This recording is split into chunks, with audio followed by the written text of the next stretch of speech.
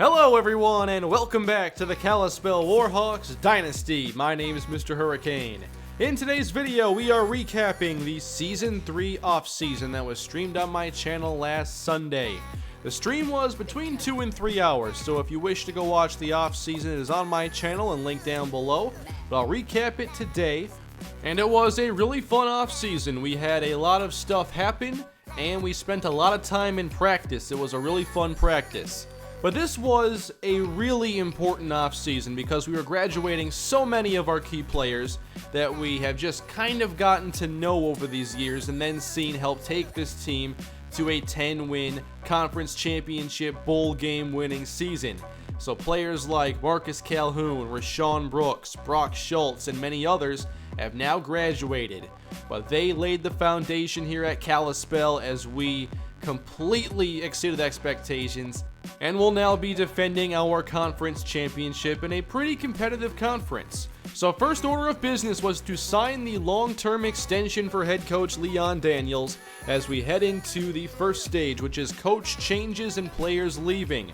Now, I was surprised when we got to this point and saw that offensive coordinator Brian Lindgren had left for a new job. He was not fired, his contract was up, and he has gone to a new school. He was replaced by Terry Malone. And this completely caught me off guard, and not in a good way, because Lindgren was a huge boost for our offense. He joined us in Season 2 and he applies boosts to pass blocking and throw power and throw accuracy. And he's now left to take over the offensive coordinator role at UCLA, which is where top-rated quarterback prospect Jesse Heikkinen has committed. So suddenly, we graduate 20 seniors and lose our offensive coordinator, who was replaced by Terry Malone, who was fired from Purdue. They had a below-average offense, and he's more of a run-oriented coach. He gives boosts to carrying and break tackle. Nothing for our quarterbacks. And that's really bad news for us right now. Our pass game is a big reason why we had 10 wins this year. It was a big piece of the puzzle. So now we lose 20 seniors and our offensive coordinator. Thankfully, nobody else transferred. No one's declaring for the draft or anything crazy here, just seniors graduating. But now things are really gonna be different. On to pro draft results. Marcus Calhoun won the Bednarik Award, but he was not drafted. He's an undrafted linebacker, and we'll see if we see him again in a football uniform. Nobody wanted to transfer to us. We didn't have any roster spots open, but my goal was to leave some spots open this year for players that wanted an opportunity in Kalispell. So on to the final stage of recruiting, as I was looking for a big recruiting class to try and replace as many seniors as possible. We already had 9 players, and here was the remaining board, led by athlete Richard Sykes, whom I wanted to play quarterback and develop for a while. He's a terrific athlete, and I think after a few years he would be ready to be a starting quarterback, and perhaps a very good one. The other key player I was focusing on was Jay Ewing, a 3-star cornerback at 6'2" with great speed and acceleration, press man coverage ability.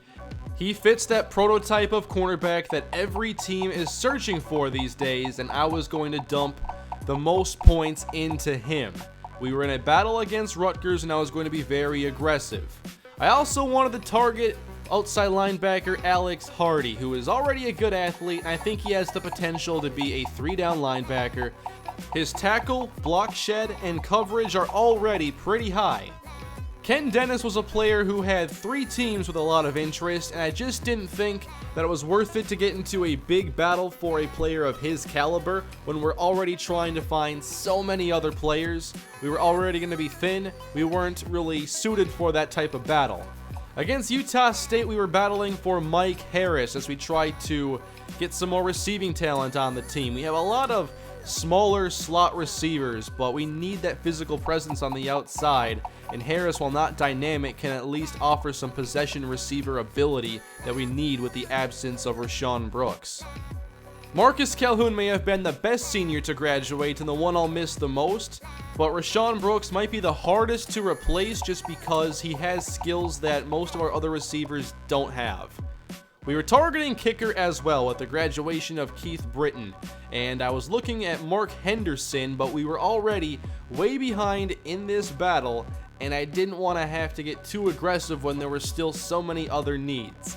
You know, I've been trying to get defensive tackle now for 3 seasons, and it's been a struggle. I found a few more who didn't have any offers, but had some upside. And Bobby Hill is one player I was trying to get a commit from. Fred Marshall was an intriguing pass rusher who was a JUCO player, and I do like going for the JUCO players because they tend to be overlooked, but you also only get a couple seasons with them.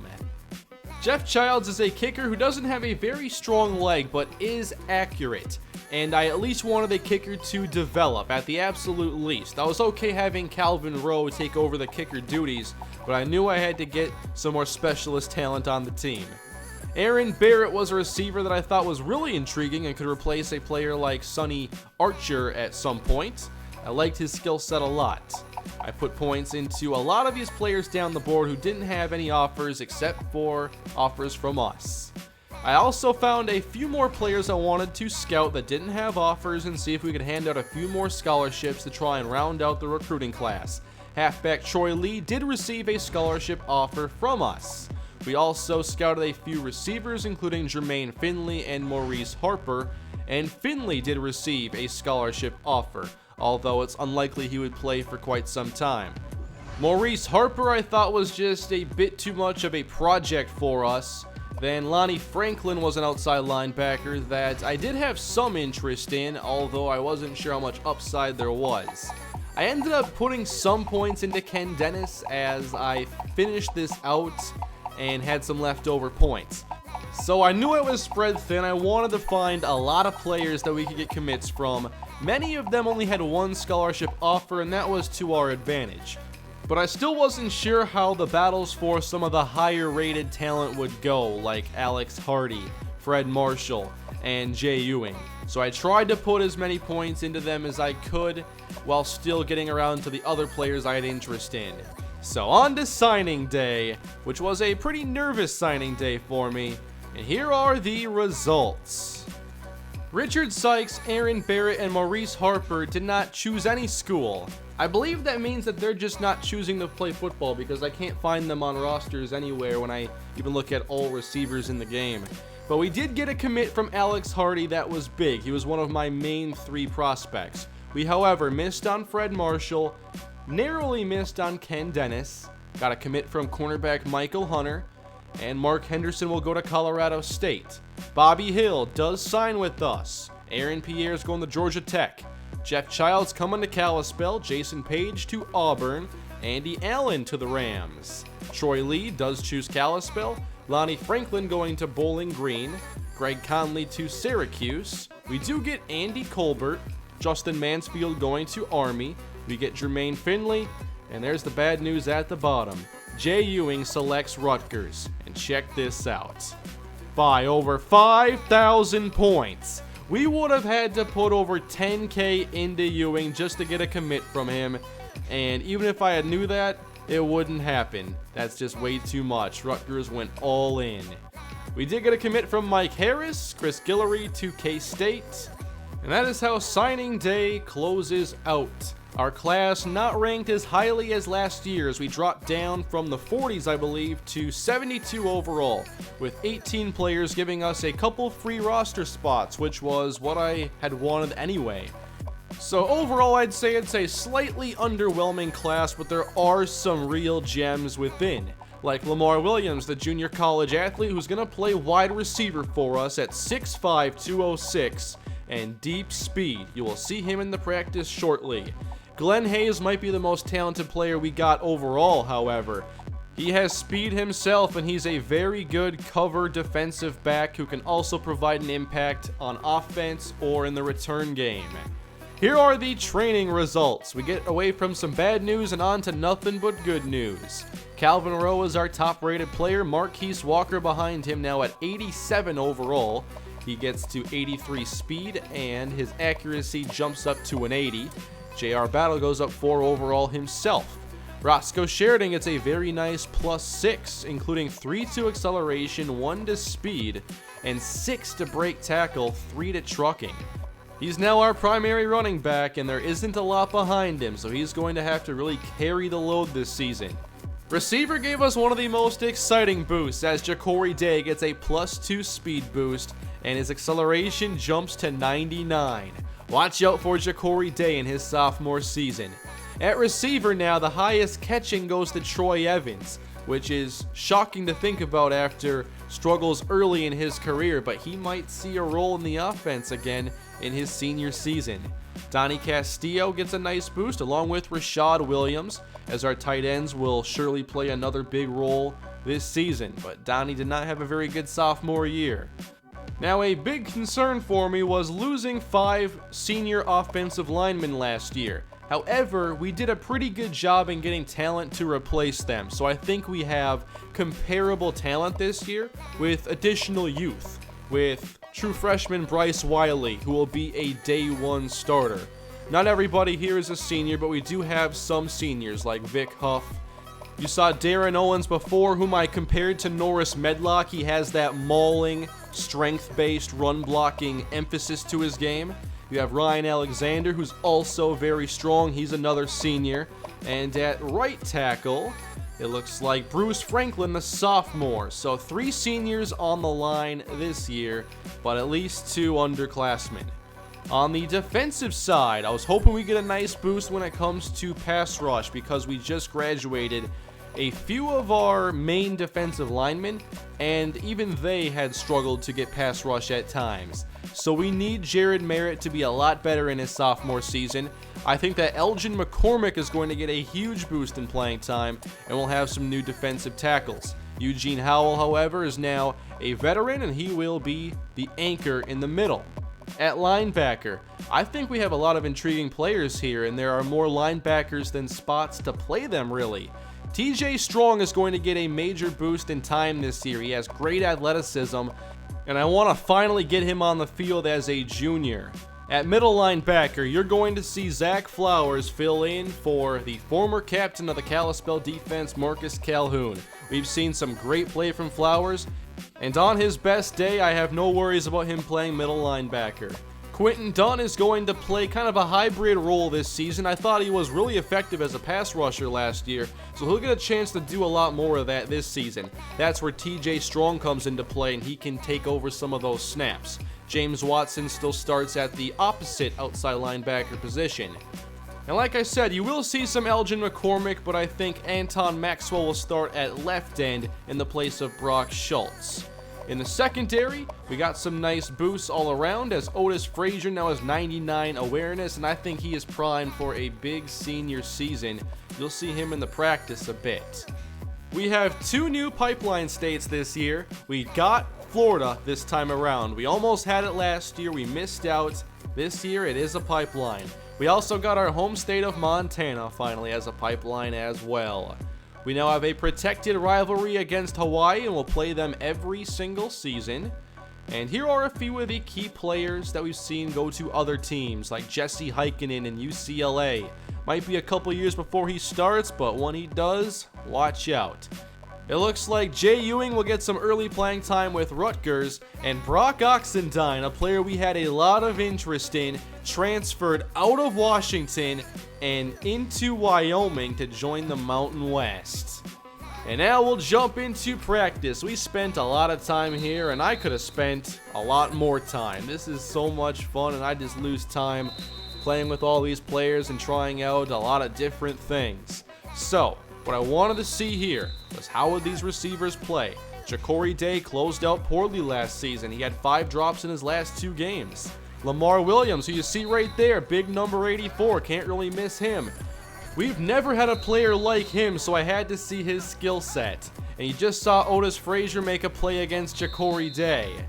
Now, with the loss of Brian Lindgren, I was really worried about what that would do for our pass game. How would the blocking hold up? How would Marquise Walker perform? And overall, Walker didn't look quite as good as he did last year. His passes were not as sharp. A lot of those intermediate throws were missed. Those were plays that he was able to hit last year. So we may have to retool some of the passing game to better fit into his skill set. We may have to rely more on the running game, more with the option. We now have a run-oriented offensive coordinator, and with the boost to Roscoe Sheridan, I want to see what that's all about. I think we have some really strong guards who can help open up some lanes for us, so we could see a lot of power running this year. But when it comes to the pass game, there is going to be some adaptation. I wanted to see what Walker could do on the deep ball. That's where Lamar Williams can really shine. Now that's not going over the top of the defense, but still a nice play. Here's the deep ball again as it's knocked away, and showing off the range here really surprised me in this practice was Jay Page. He was redshirted last year. He just didn't really have a role, and I wanted the extra year of eligibility. Well, he sure looks ready to go now to take over that starting free safety spot. At strong safety, I loved what Otis Frazier did in this practice, and if you watch it in full, you can see a bit more of what he did, but he showed a lot of ability in coverage, and if you go back to last season, he was phenomenal when it came to tackling, and he was so physical. I believe he's going to be the leader of this defense as a senior. I think he could lead the team in tackles potentially. I know you don't normally want that from a safety, but he stays in the box a lot of times, and I think he's going to have a good season. I'm confident in Frazier in his final season. Here was a nice deep ball from Marquise Walker as Ja'Cory Day is even more dynamic this year. I can't wait to see what that means for him. I think he'll get some more snaps, potentially as a ball carrier, whether it be on sweeps or maybe even just playing a little running back. Not on a full-time basis. He doesn't have that skill set, but I want to get him the football. He might play more in the slot this season, but we got to get that speed involved. There's a bit of an underthrow there from Walker as we were testing Chris Smith. He came back for that bowl game, and I am right on board of the hype train again. Chris Smith is one of my favorite players on this team as Sonny Archer makes one of the plays of the day. Here's some pass rush now, and that's Quentin Dunn beating the true freshman Bryce Wiley for the sack. And then Lamar Williams. The hands are a bit of an issue right now, but despite that, he certainly showed big play potential. Check out this throw from Marquise Walker. That's a good touch throw. 3 defenders in the area, but Ja'Cory can outrun all of them. Marquise Walker out to Lamar Williams. He made some great plays. He sure did. And then we put in J.R. Battle, and that goes off Day's hands. You can't drop those. How about Donnie Castillo here with the well-timed hurdle to take it to the house? We'll see if Castillo can play better in his junior season. There was a miss from Battle. He does have those on occasion. And good coverage downfield from Cam Davenport, who shined in this practice. Corey Miller is now the second running back, and we haven't seen a ton of his play, but he'll get some chances this year for sure. There's a drop by Lamar Williams, and on occasion you'll see some Troy Evans. Remember, highest catching out of our receiving core, and I think that he might work himself back into the offense as a result. He hasn't caught the football a ton lately, but right now I have him as the number 4 receiver.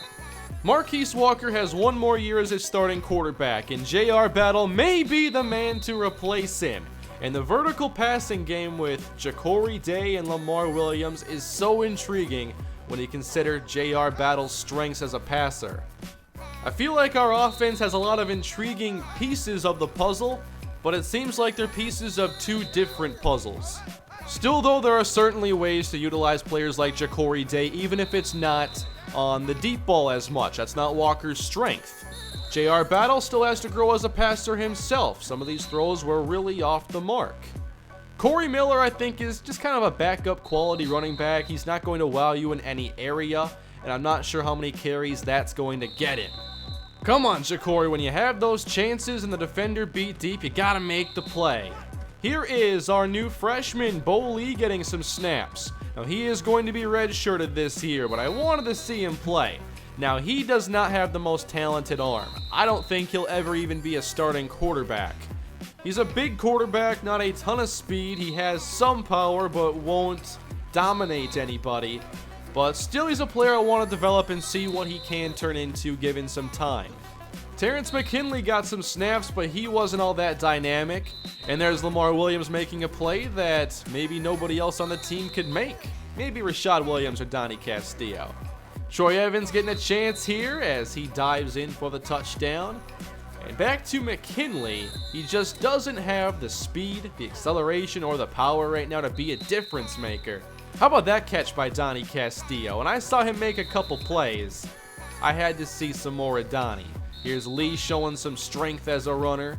The red zone should be his bread and butter. Here's McKinley on the carry, again just not creating. Donnie Castillo making a nice catch. Let's keep throwing to Donnie, I said. I enjoyed his freshman season, but his sophomore year just wasn't very good. But in this practice, he looked like a different guy. Castillo making the tough catches, wasn't dropping a lot of passes, and he did drop some. That's a great play by Troy Evans. See, that gets knocked away, but it took Chris Smith to break up a pass for Donnie. Here's a good spin move. That's Amonte Jones, number 14, the 6'2 true freshman wide receiver. I wanted to give him a chance. How about Glenn Hayes there, the 5'9 defensive back? And then Donnie getting back to work. I had the hashtag going during the stream. Hashtag Donnie is back. He looks like the old Donnie Castillo that would produce for us, but maybe now he's a bit more consistent. We'll see what he can do when the games start to count. And how about this play from Glenn Hayes? Now I have him at cornerback, but he can do a lot more than that. So I had him play some offensive snaps. There's just a better chance for him to play offense right now instead of corner. He has speed and return ability with skills that go with it. He can break tackles, he can make some defenders miss. He should get some snaps this year on offense. He will not be redshirted. He is too talented, and I want to see him get a chance to play. I even have a couple packages on offense already set up for Glenn Hayes. And here is Glenn Hayes spinning out Glenn Hayes. We got to see him at two positions at once. Nice job there by Kelly John Charles, who will still play in that similar role that he did last year. There's a pick by Glenn Hayes. Wanted to see him stand out as one of the key pickups in our recruiting class. Nice catch by Justin McClellan, and then a nice throw to Jarrell Holloway. Walker may have had some misses and some inaccuracy, but overall I'd say that he had a decent day. It's just that we were used to a very good version of Walker last year, and I'm not sure if we'll get the same production. Then it came time to test out these kickers. Jeff Childs, not a strong leg like I said. Seems like his range right now is 45 and in. But Calvin Rowe, on the other hand, completely different story. 52, drills it. 57, drills it. I think his range right now is 60 and in. This is him from 60 right here with a little room to spare. I tried to get him to hit a 62 and it would hit the crossbar on numerous occasions. But 60 and in will do just fine. And that brings us to the end of practice. Now to close out the edited off season, I set our schedule. We will play Toledo. Our Pac-12 opponent will be Cal. And we'll have the second Warhawk Bowl of the series against Louisiana Monroe. We only have 3 non-conference games as our conference schedule is now 9 games long. Many teams we faced last season. The New Mexico and Air Force games back-to-back, I love it. 2 option teams in a row. And here are the red shirts. Bo Lee, Terrence McKinley, Troy Lee, along with wide receivers, Lamar Williams, Mike Harris, and Jermaine Finley. Now, Williams could have contributed this year, surely, but think about his strength as a deep ball receiver. Would it be right for him to play right now with the inconsistent hands and a quarterback who doesn't have a very strong arm? It just doesn't make a lot of sense when you only get 2 years out of a player. I'd rather get those 2 years in the future. Defensively, we do redshirt Chris Harrison, a player that I think could be a really good jack-of-all-trades type of defensive end. He's just not ready quite yet, but all the skills have some development to them. Marion Triplett will play as a true freshman and hopefully produce well off the bench. We will be redshirting a couple defensive tackles. At linebacker, we do redshirt Alex Hardy. There are just too many players in front of him right now, but give him some time. I think he'll be a good one. I like him to play middle linebacker, but his awareness is higher at outside, so I'll have to figure that out. At corner, we're going to play Glenn Hayes. He's going to play mostly offense this year, I believe. A lot of people want to see him in more of a Jabril Peppers, Buda Baker style role, and I would love that idea. But we'll see where I work him in overall, because he can play both ways a little bit, But right now, I think he's going to play some offense and then become a full-time defensive player, maybe as early as next season. Well, that'll do it for this video. Thank you all for watching and supporting the Kalispell Dynasty. I will have the top 10 plays video soon, and then we'll be on to the 4th season getting underway. I just have some recruiting things to do, preliminary stuff, and then we'll be in full swing in the 4th season, Kalispell defending that Mountain West title. Thank you all again. I could play more practice if I wanted to. Does anybody want to see more practice? I've thought about streaming like one more practice for fun. But leave your feedback below in the comment section, hit that like button, and hit the subscribe button. And I'll see you all next time. Have a great day.